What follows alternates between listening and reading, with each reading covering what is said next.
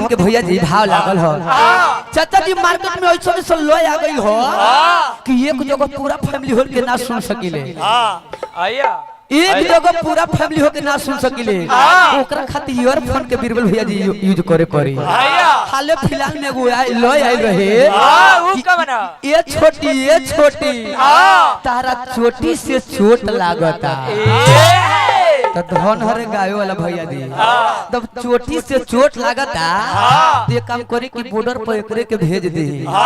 एक चोटी मारी तो चीन खत्म हो जाए, अब एक चोटी मारी तो पाकिस्तान खत्म हो जाए, अब एक चोटी भारत में घुमा दे कि पूरा कोरोना खत्म हो जाए। तो हमरा निक लागित भैया जी एगो सवनवा में लोय आइल रहे तो लोग बाबा भोलेनाथ से मजाक करे लगनी है। वो कौन ले रहे बउआ जी? रह जाइए यही एगो लोय आइल रहे के बेल के पतैया पर लिखता लेटर, बेल के पतैया पर लिखता लेटर, मेहरा मिली बेटर, मेहरा मिली बेटर।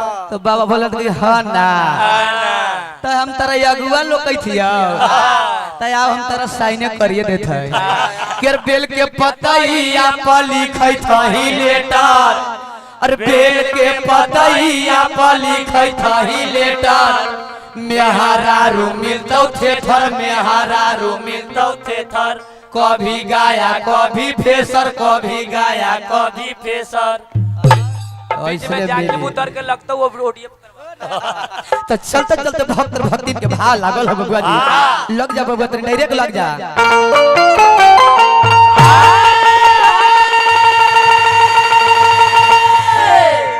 यही है बबुआ जी भाव लागल है, कहे के बबुआ भाव लागल है जरे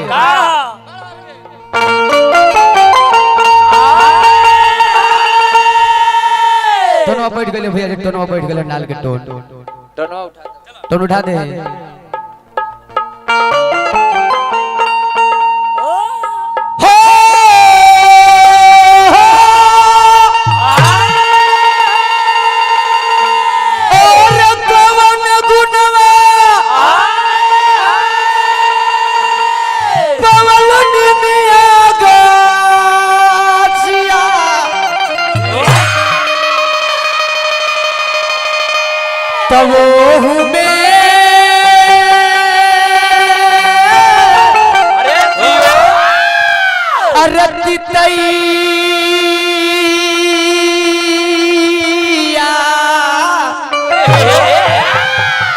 अरे भरल ये माँ मैया हो,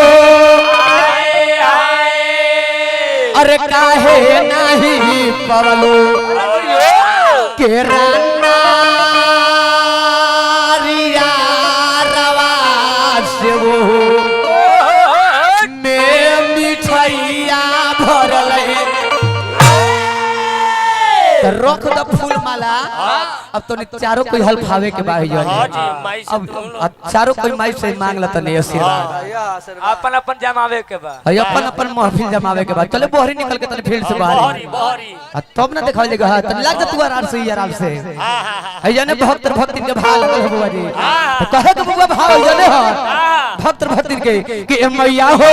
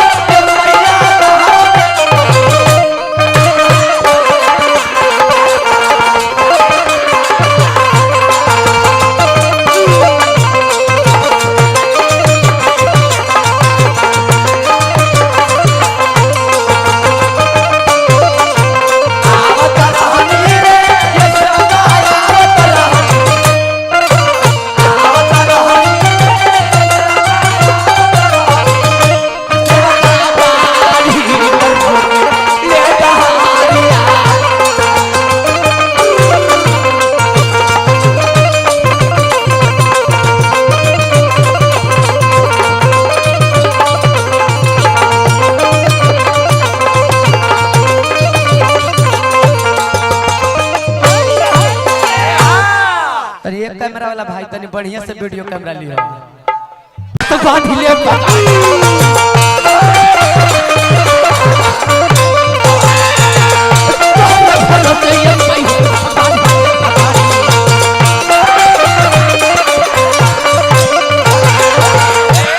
माई सभा में तोरे भरोसे पगड़ी बांधते महतारी तू चबू तबे बबुआ के लाज बची माई कि अरे ऐसा राजो हतरे बानी हो कि अरे ऐसा राजो हतरे बानी हो त का है कोई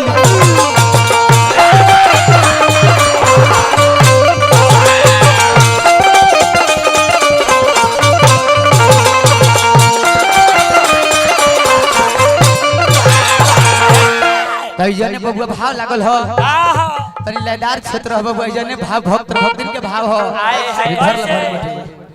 जने हमनी के कहे के भाव हो अरे पूरा धरा है भौजो अरे नैहरे के बिगड़ल बुझाई है जने हमनी के कहे के का हो बबुआ जी भक्त भक्तिन के भाव लागल हो रे लागल बाई सदवाई मई हो फेरा नाम जारिया हो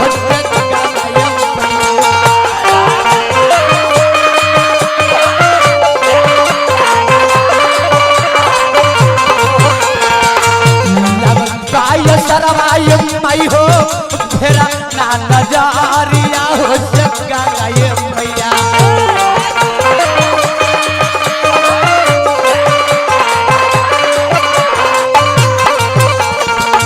गोधल नैया करीना किनारा हो जग्गा गाये